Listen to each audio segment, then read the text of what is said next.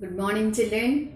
In last class, you learned about our skeleton and what are the parts present in the skeleton. This all we discussed, right? And in today's class, before discussing our lesson, we'll do the activity. That is, you imagine that your body have only the bones.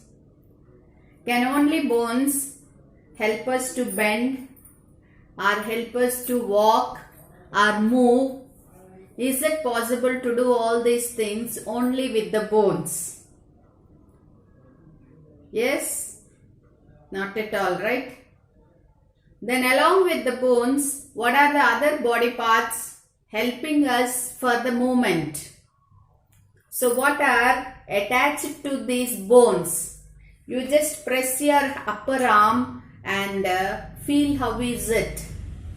You feel that it's very smooth. Then what we call these smooth parts. Just all if you touch your upper arm, press it and feel. Yes, this is it the same near your elbow? Press near your elbow and press near your upper arm. Are these two areas, are you feeling the same? No. So the part which is near the elbow called as bone. So the fleshy area which is very smooth known as muscle. So the bones are attached to the muscles. In upper arm also, below this muscle, inside bone is present. So to that bone, these muscles are attached. So with the help of these muscles, we are able to move our bones. Okay. So our today's lesson is muscles in our body. Your block 9, S3, muscles in our body. We are reading about muscles in our body. And what are the new words you are learning here is, your keywords are, one is muscles, M-U-S-C-L-E-S, muscles. And the next one is voluntary, V-O-L-U-N-T-A-R-Y,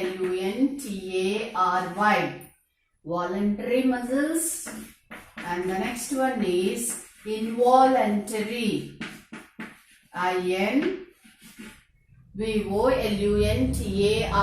involuntary. So these are the three new words you are learning in this S3.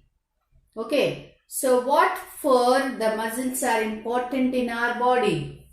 They are helping to move our bones. To move the bones, the muscles are helping. Can you identify the different areas in your body where you can see in your body parts where the muscles are present? Can you able to tell me?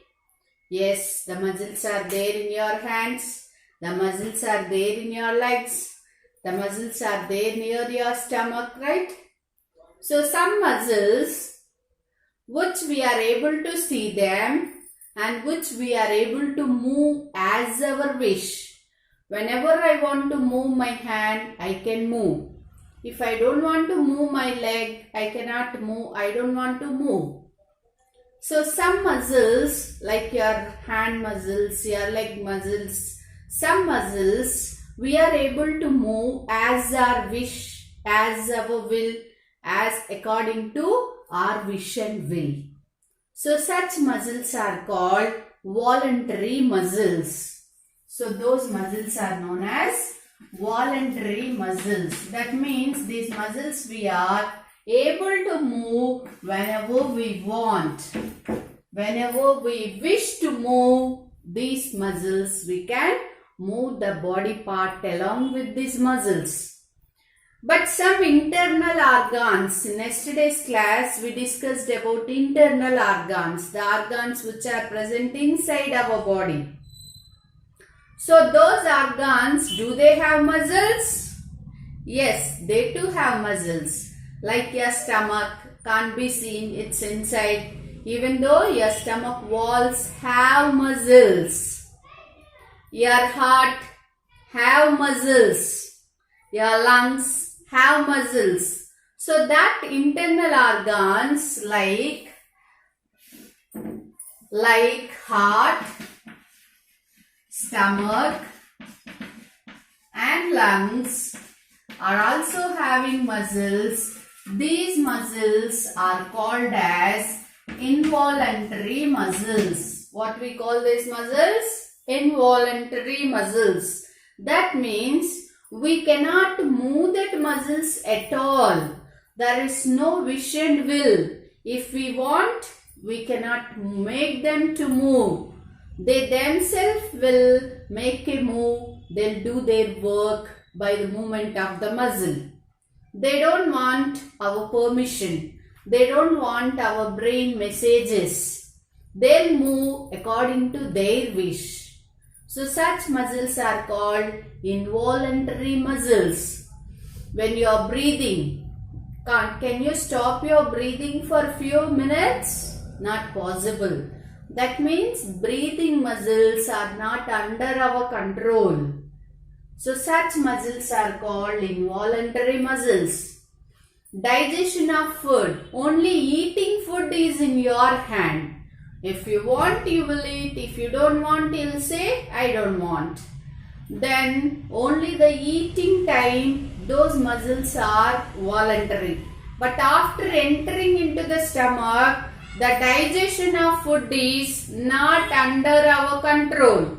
That is under the control of involuntary muscles which are present in the stomach. Same way, breathing is also not under our control. Same way, our heart function also not in our control.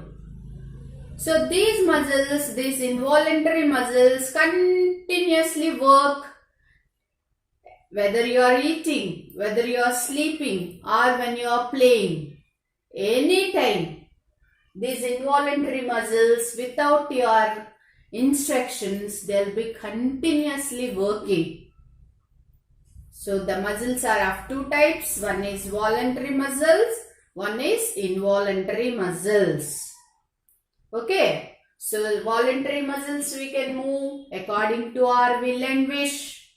Involuntary muscles we cannot make a move in them according to our wish. They work as their movement, as their function they have to do. So these muscles will move according to their wish and will.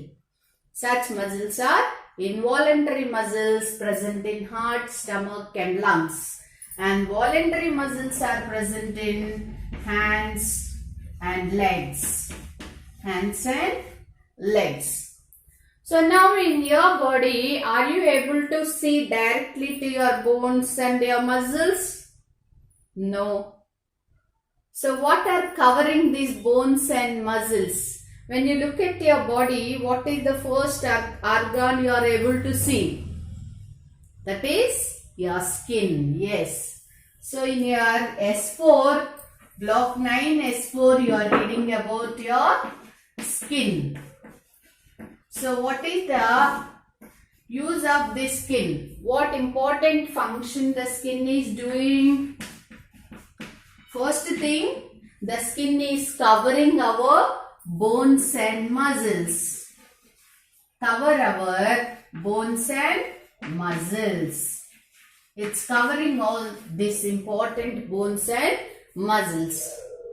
And only just for covering, it's also protecting. Skin is also protecting our internal organs, protecting our bones and muscles. If the skin is not there, all this dust, germs, everything may fall on our muscles and they stick and they may create some infections. So the skin is protecting our body. The skin is covering our bones and muscles. The skin is stopping all the infections, right?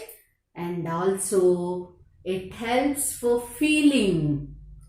Suppose if any hot thing, if you put your hand in hot water by mistake, you stamp on a thorn. unknowingly, immediately take back your leg. That is all because of your skin. It's helping you to feel.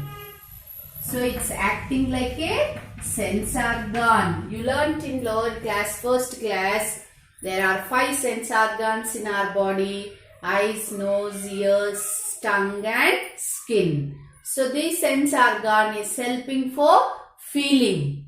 Feel to touch. When we touch, the touch movement, that feeling we are getting because of the skin. So this is about muscles and the skin. Now what questions are given in these 2 blocks, we'll see now. See, come to page number, your volume 2, page number 7. Okay. So complete the table. In running, what type of muscles? Running, what type of muscles are helping you? Voluntary muscles. Yes, if you want, you will run. If you want to stop, you can stop. So those muscles are under your control. When the muscles are under your control, those muscles are called as voluntary muscles. Answer has already written for you. And the next one, breathing. Just now I told you, is this breathing under our control? Can we stop if you want? We cannot. So which muscles are helping in breathing? Involuntary muscles. Here in the blank you write involuntary muscles. And the next one is eating food. Eating food. Just now we discussed. That's in your hand. If mama is giving food, if you are willing, you will eat. If you don't want, you say that I don't want. Then that is under your control. So what type of muscles are there? Voluntary muscles. And digestion of food. After the food goes inside the stomach, then it is not under our hands, not under our control. Automatically the stomach continues its function. So what type of muscles are working there? Involuntary muscles. You write there, involuntary muscles. And what is the function of muscles in our body? What they are doing in the body? They are helping to move bones. They are helping for the movement of bones. When bones are moving, then only our body move. We can stand up, we can bend, we can pick anything. So muscles are helping to move the bones. Write this answer by your own words. Muscles are helping to move the bones. Muscles are helping to move bones. And which muscles work while you are sleeping? Are they voluntary or involuntary? Which muscles are helping when you are sleeping? Which muscles work while we are sleeping? Even though when you are sleeping also some muscles are continuously working in your body. Those muscles are voluntary or involuntary? Which muscles, which body parts muscles continuously work when you are sleeping also? As we discussed, they are heart muscles, stomach muscles and lungs muscles. They continuously work while you are sleeping also. Then what type of muscles they are? Involuntary muscles. So this answer you write for third one. Heart muscles, stomach muscle, lung muscles continuously work while we are sleeping. And they are involuntary muscles. Full answer you write. Use all the lines. How many lines provided for that answer? Don't write in short form. Okay. And the last one. What would happen if the muscles in your arm were involuntary? The muscles in our hand are involuntary. What would happen? If involuntary, can we make movement in the arms? No, it's not possible. We would be like a robot. We have to stick and move. Movement is not possible. Okay, so this answer you write by your imagination, whatever you want. If the involuntary muscles are present in our hand, what happens? Generally, movement will not occur at all. And the next page, it's about the skin. What are the main functions of the skin? We discussed just now. Skin cover bones and muscles. Point wise you can write. This is first point. Skin covers bones and muscles. Skin protects bones and muscles. Skin helps to feel. It helps to feel, to touch. Okay, so write these 3 points point wise. And the last question is, what do we need to put a bandage when we hurt ourselves? Why do we need to put a bandage when we hurt ourselves? Why should we keep a bandage? When you get hurt, any wound occurs on your body, immediately your mom will put a bandage on that, or they'll put some turmeric powder or tea powder. What for that? Why do we need to keep a bandage? To stop the blood flow. One is immediately to stop blood flow, and the other one is the dust and germs should not go inside. When wound occurs, if skin won't be there, it get ruptured. So directly the dust and germs may go into our body. To stop that, we have to cover with a bandage. To stop dust and germs. To stop dust and germs, we need to cover the wound with a bandage. Understood, children?